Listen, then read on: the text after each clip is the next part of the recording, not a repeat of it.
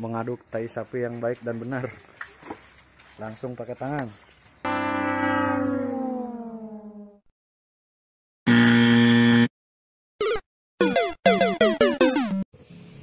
Bismillah, assalamualaikum warahmatullahi wabarakatuh. Bertemu lagi dengan saya Randy di Agro Pasundan Channel.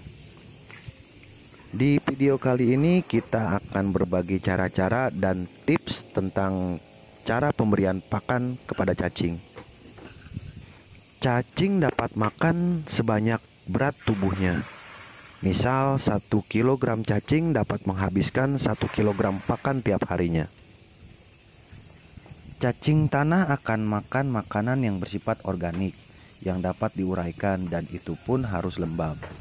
Cacing tanah tidak bisa makan makanan yang kering karena makanan dicerna di dalam ampela dan bertindak seperti gigi untuk menggiling makanan.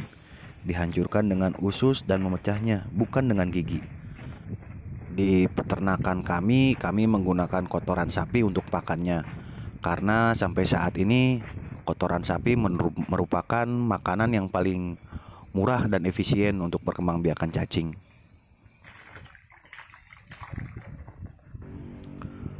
Pakan dapat diencerkan dibuat seperti bubur untuk ukuran cacing yang masih baby atau anak-anak cacing.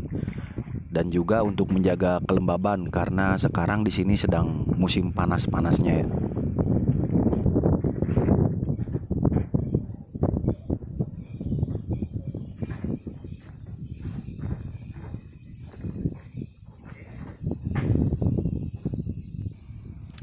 Selain diencerkan, pakan kotoran sapi juga dapat diberikan secara langsung untuk kondisi yang cuacanya tidak terlalu panas dan ukuran cacing sudah agak dewasa. Dikarenakan pencernaan cacing yang sangat sederhana, cacing membutuhkan bantuan bakteri untuk mencerna makanannya. Jadi kami selalu menambahkan bakteri probiotik ke dalam pakannya agar nutrisi makanan dapat mudah dicerna oleh cacing. Bismillah, sekarang kita akan memberi pakan cacing dengan ini nih, dengan bakso ya. Bukan bakso baru, tapi sayang kalau bakso baru, ini bakso kadaluarsa, bakso basi. Sebelum memberi makan, seperti biasanya kita menggunakan teknik seperti ini ya, di grat di tengah. Supaya apa? Supaya nanti cacing akan ngegunduk di sini, sementara telur dan anakannya tidak akan terganggu di sini. Nanti kita langsung bisa panen.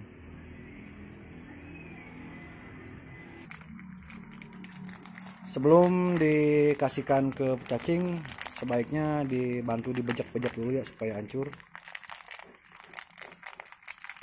biar memudahkan untuk dicernanya.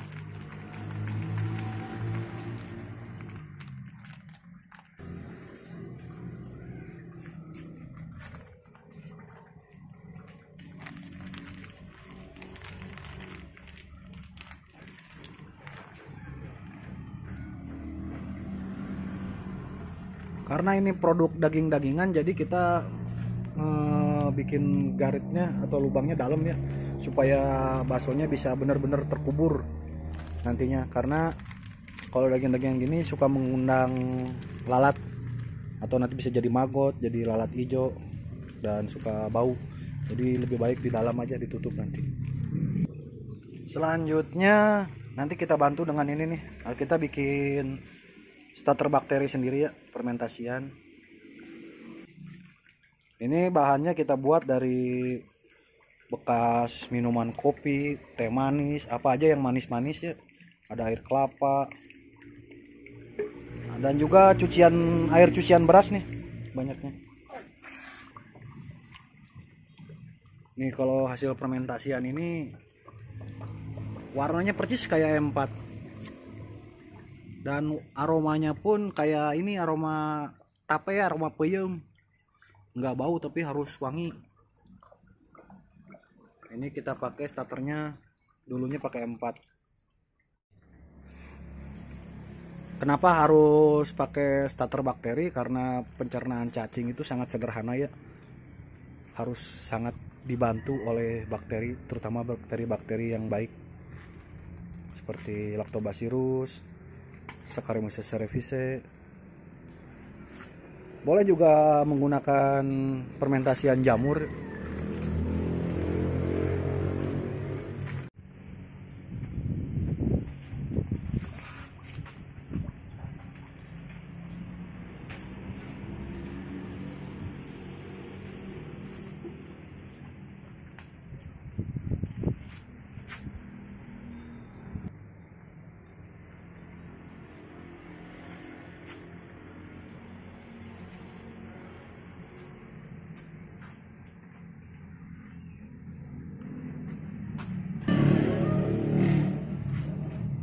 Baik, setelah semuanya udah dikasih pakan dan juga udah ditambah starter bakteri, sekarang saatnya kita tutup ya. Jangan lupa harus ditutup supaya tidak mendatangkan hama ya, biar nggak ada lalat lain seperti adanya nanti maggot atau lalat hijau, belatung dan lain-lain. Kita meminimalisir keadaan itu. Oke, selesai. Semoga bermanfaat ya.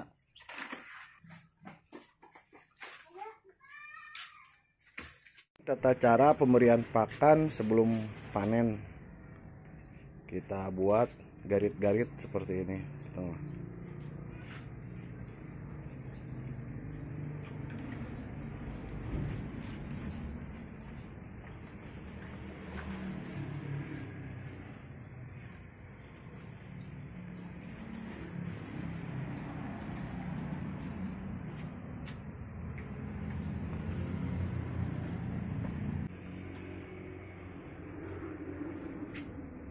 Dibuat garit-garit ukuran seperti inilah, kira-kira 1 jengkal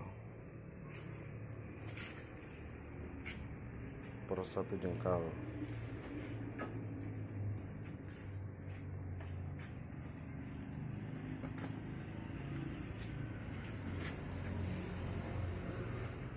Untuk persiapan panen kita kasih pakan dari ampas tahu. Ini sekarung gede gini harganya 30.000. Memang lebih mahal sih daripada kotoran sapi, jauh lebih mahal.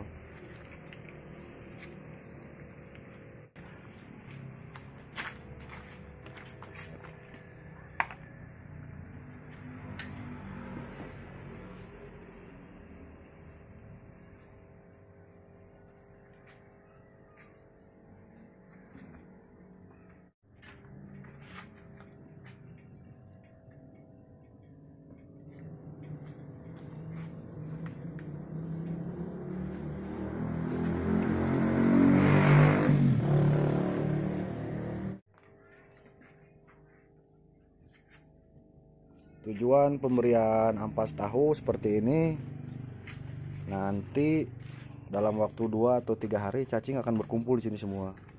Sementara telur-telur dia tidak akan terbawa.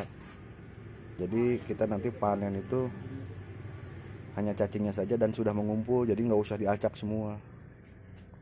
Dan juga kenapa harus ampas tahu? Karena ampas tahu juga untuk penggemukan, pemberat badan itu ya, supernya cepet banget naiknya cacing itu nanti berat badannya. Dan untuk keamanan di halal sama BPOM nantinya. Jadi kita untuk di akhir kita kasih pakan ampas tahu, di karantina dulu beberapa hari.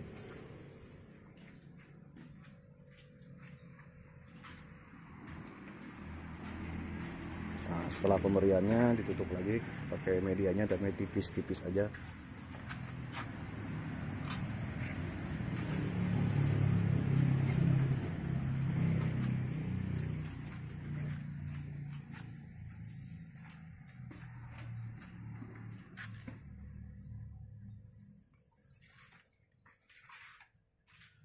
Nah, nanti dalam waktu 2 sampai 3 hari tadi media-media yang sudah diberi pakan ampas tahu itu dia akan berkumpul cacing di situ semua.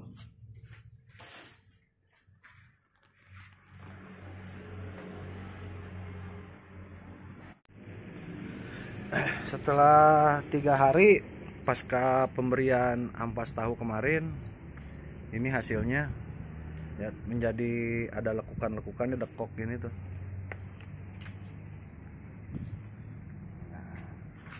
Insya Allah nanti cacing akan berkumpul semua di situ. Coba.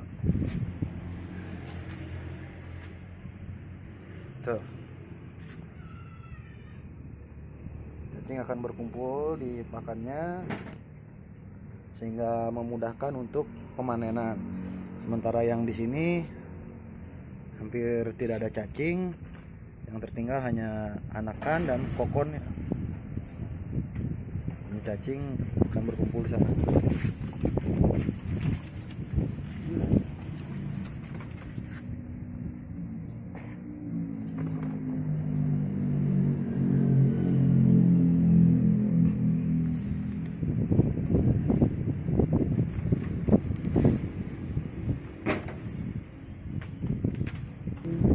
Ya, cok ambil. Tuh. Cacingnya berkumpul di pakan ya.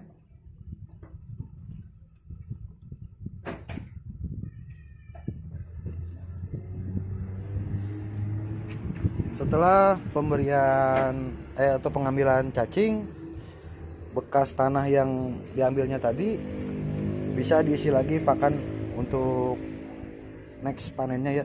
Jadi kita bisa seminggu sekali panen kalau sudah normal seperti ini gitu. Pengambilan cacing tadi bisa kita lanjutkan dengan pemberian pakan lagi. Jadi kita hampir bisa panen 1 minggu sekali kalau dengan cara seperti ini. Jadi nanti kokon dan anakan akan sebelah sini, setelah dewasa dia akan mengumpul di sana.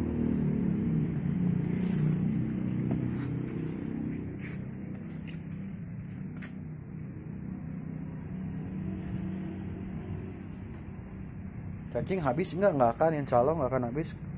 Semakin medianya jarang atau populasinya sedikit, cacing akan semakin cepat untuk berkembang biak. Dia punya sensus alami ya. Kalau tempatnya leluasa, lega, dan pakannya selalu ada, cacing gairah kawinnya semakin tinggi, semakin bertelur banyak nantinya. Setelah itu seperti biasa kita tutup lagi sedikit aja, tipis-tipis aja.